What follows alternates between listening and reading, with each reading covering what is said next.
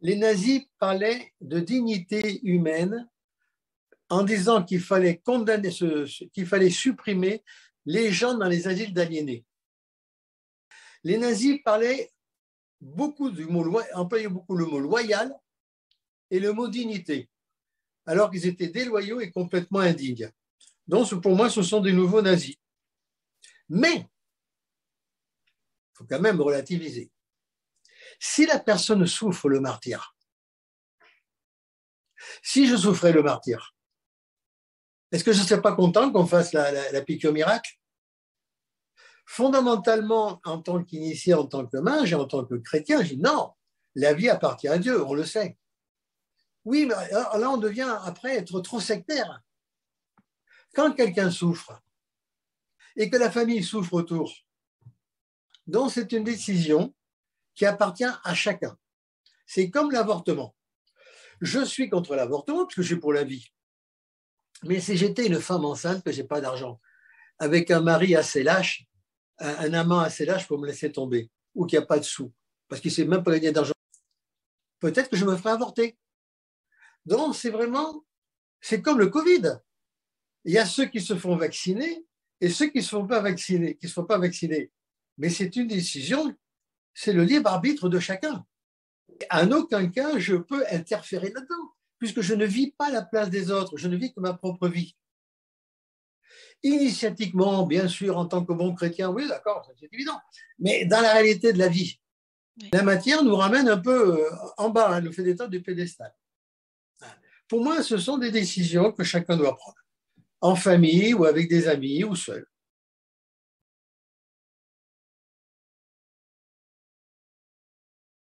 Si c'est débranché par erreur, bon, c'est débranché par erreur. Si c'est débranché pour tuer la personne, alors là, ça devient plutôt juridique. Est-ce que vous avez voulu le tuer pour lui épargner des souffrances, ou vous avez voulu le tuer parce que vous ne supportez plus de le voir souffrir? Après, on rentre dans des domaines juridiques qui me dépassent. Oui. Là, je ne peux pas répondre. Je ne peux pas répondre là.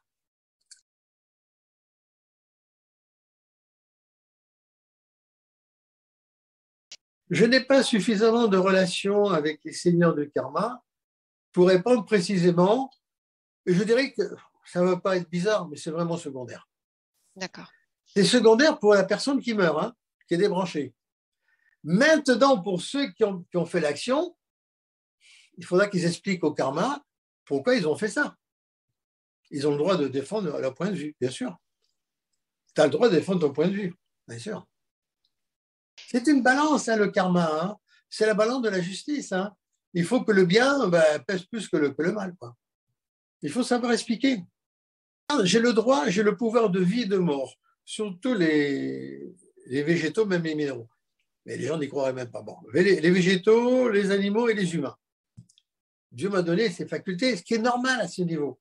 Et si je voulais tuer ne serait-ce qu'un végétal, un animal, un humain, il faut que je justifie à Dieu pourquoi je le fais.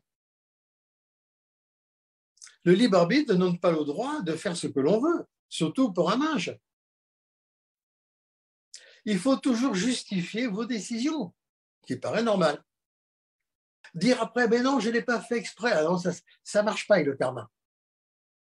Tu l'as fait, point, c'est tout. C'est bien, tant mieux, c'est pas bien, bon, tu auras l'expérience pour harmoniser.